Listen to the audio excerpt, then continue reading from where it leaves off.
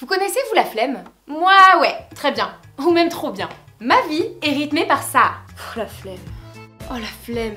La flemme. Oh la flemme. Oh la flemme. Oh la flemme. Oh la flemme. Si j'avais répondu un oui tout de suite à toutes ces situations, ma vie aurait sans doute changé. Déjà, si j'avais pas la flemme, j'aurais pas le corps que j'ai. Et je ferais un petit peu plus de sport. Vous savez, quand vous avez regardé des tas de vidéos de fit boys, de fit girls, des photos sur Instagram, et que vous êtes motivé à commencer le sport jusqu'à ce que... la flemme. Oh, regarde celle-là comme elle est trop bien foutue. Ouais, mais regarde le cul qu'elle a, elle va faire des squats, c'est sûr.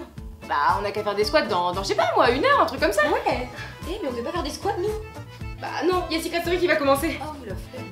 Si c'était que ça irait, mais la flemme ça touche aussi l'envie de cuisiner. Pourquoi se lever à aller couper des concombres ou faire un bœuf bourguignon quand il suffit de rester dans son canapé à commander une pizza devant sa série?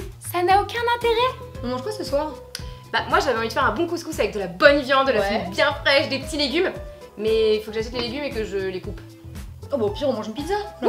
Et c'est pareil le matin quand t'as tellement la flemme de te lever que tu mets un réveil toutes les 5 minutes et que tu repousses jusqu'à ce que tu sois à la bourre et que tu finisses par manger ton petit déj dans le bus ou te maquiller dedans. Bon, après on a tous une petite part de flemmardise en nous, mais je suis sûre qu'il y a des gens qui atteignent un niveau bien supérieur à la moyenne. Je suis sûre qu'il y a des gens qui ont la flemme d'avoir la flemme. On pourrait faire de la trottinette. Oh la flemme. Bah on fait quoi alors? Bah on fait rien.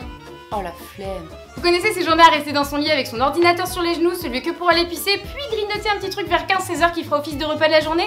Perso j'adore, mais des fois je culpabilise un petit peu d'aimer ces journées à rien foutre. Mais ça fait tellement bien de ne se soucier de rien le temps d'une journée. Ce qui me met dans un état de flemme ultime, c'est l'administration. Vous savez, quand vous devez réunir 20 papiers merdiques pour une inscription. Pour votre inscription, mademoiselle, nous aurions besoin de votre attestation de carte vitale, de votre certificat de JAPD, de votre livret de famille, de votre facture d'électricité et accessoirement de votre journal intime pour les pauvres.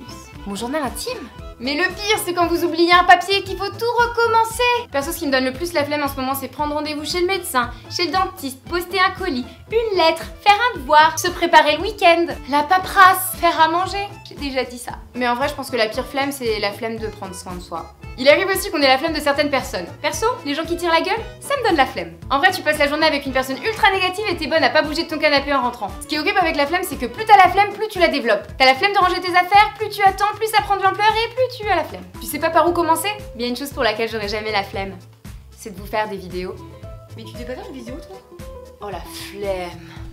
Bon et maintenant si je devais vous donner des conseils contre la flemme, histoire que cette vidéo ne soit pas une vidéo pour développer votre flemme, pour combattre la flemme, un seul mot, la motivation. Et pour avoir la motivation, il faut penser au résultat. Bon, je sais que c'est plus facile à dire qu'à faire, mais une fois que vous avez la flemme, pensez au résultat que vous pouvez avoir si jamais vous bougez, que ce soit pour cuisiner, que ce soit pour faire du sport, que ce soit pour vous préparer, que ce soit pour aller justement vous occuper de votre administration, de vos inscriptions, tout ça. Il y a toujours une grosse satisfaction à la clé. On est fier d'avoir fait son couscous, on est fier d'avoir fait ses squats, on est fier d'avoir rangé ses affaires et j'en passe. En fait, quand vous avez la flemme, il faut pas trop réfléchir et agir. C'est comme ça qu'on arrive à se lever le matin ou à se bouger pour aller à la salle. Parce que vous réfléchissez, vous vous rendez compte que vous avez la flemme et là vous vous dites que la meilleure solution c'est de rester dans son lit pour être bien.